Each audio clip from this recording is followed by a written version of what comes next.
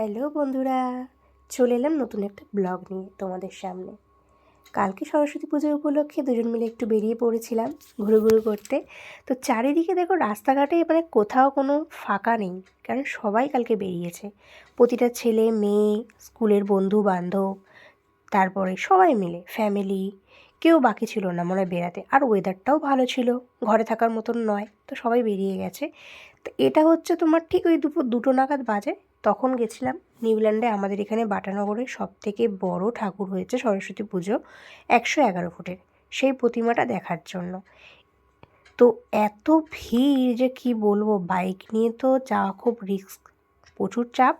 আর তার মধ্যে লোকজনের এত ভিড়, হঠাৎ দিনের বেলাতে এবার এত ভিড় হবে। এমনিতে সরস্বতী পুজো উপলক্ষে অবশ্যই ভিড় হবে, কিন্তু এবারে যেন একটু বেশিই ভিড় হয়েছে। কারণ আমাদের এখানে এবছর মেলা রেখেছে। এই প্রথম, আমি তো দেখতে আমার জন্মের পর থেকে দেখছি এই প্রথম মেলা হলো, সরস্বতী পুজো উপলক্ষে মেলা বসেছে। তারপরে বিভিন্ন খাবারের দোকান, এটা সেটা কত কী, খুব সুন্দর করে একদম মানে কি বলবো, সবাই খুব ভালো মতন করে সরস্বতী পুজোটা কাটিয়েছে। দূর দূরান্তের লোক সবাই চলে এসেছে, কেউ আর বাকি নেই। অবশ্যই আসবে, কেন আসবে না, কারণ 111 ফুটের প্রতিমা দেখতে তো সবাই আসবে, তাই না? এই টাইমটায় এই ভিড়, তাহলে সন্ধ্যের পর থেকে কী ভিড় ভাবা যাক। তো যথারীতি ঠাকুরটা ওখানে কমপ্লিট করে দেখে নিয়ে আমরা বাকি কয়েকটা ঠাকুর দেখলাম একটু সামনেই, বেশি দূরে যাইনি, ধারে কাছেই পাশাপাশি সব ঠাকুর হয়েছে। তো কিছু কিছু ঠাকুর খুবই ভালো থিম করেছে, তো সেগুলোই তোমাদের সামনে একটু তুলে ধরলাম। তোমরা দেখো, ভালো লাগবে তোমাদেরও। যারা হয়তো বেরাতে পারোনি তারা এই ভিডিওর মাধ্যমে দেখে নাও, আর যারা বেরিয়েছো তারা তো দেখিয়েছো, তো আর একবার তারাও দেখে নাও। তো খুব সুন্দর সুন্দর থিম করে করেছে, বেশ ভালো লাগলো। এখানে দেখো এই জিনিসটাও খুব সুন্দর, মানে প্রতিটা জিনিস একদম মানে ছুঁয়ে যাওয়ার মতন করেছে, খুব সুন্দর। সন্ধেবেলা হলে আরও বেশি ভালো লাগতো, লাইটিং ফাইটিংগুলো বোঝা যেত। তো দিনের বেলা মোটামুটি তাও যতটুকু বোঝার, মানে মোটামুটি বোঝাই যাচ্ছে। তো দেখো, আমার তো খুব ভালো লেগেছে, থিমটা খুব সুন্দর করেছে, মানে কনসেপ্টটা যার আইডিয়া থেকে বার করেছে ভালোই করেছে, বেশ সুন্দর।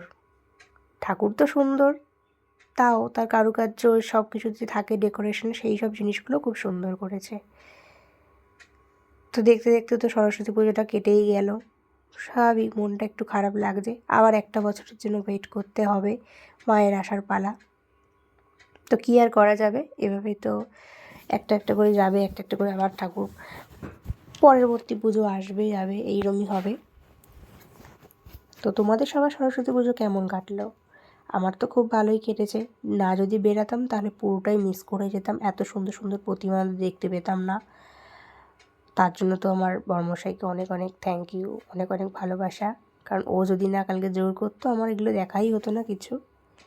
কারণ আমি একটু নেগলেক্ট করছিলাম যে ঠিক আছে পরে বেরাবো, আর পরে সত্যি আর বেরানো হতো না তখন যদি না বেরাতাম।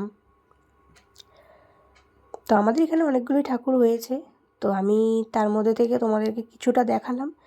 আর বাকি যে মানে ঠাকুরগুলো যেগুলো রয়েছে সেইটার ভিডিওটা আমি পরে দেবো, কারণ এটার মধ্যে দিলে না অলরেডি অনেক লং ভিডিও হয়ে যাবে। আর তারপরে আমরা স্কুলের ওখানে গেছিলাম, বাটা স্কুলের ওখানে, সেখানে ঠাকুর দেখতে। তো দেখছি এই দুটো পুচকি দেখি নাচ করছে, তা ওদেরও একটু ছোট্ট ক্লিপ বললো বর নিয়ে নাও, তো সেটাও তোমাদের সাথে শেয়ার করলাম। খুব সুন্দর প্রতিটা প্যান্ডেল, মানে কি বলবো, খুব সুন্দর খুব সুন্দর হয়েছে কাজ, অসাধারণ, দারুণ দারুণ একদম, মানে কি বলবো, ফাটাফাটি। আজকের মতন ভিডিওটা এখানেই শেষ করলাম। নেক্সট পার্ট নিয়ে খুব শীঘ্রই আসছি। তোমরা সবাই ভালো থেকো, সুস্থ থেকো এবং সাবধানে থেকো। চলো টাটা।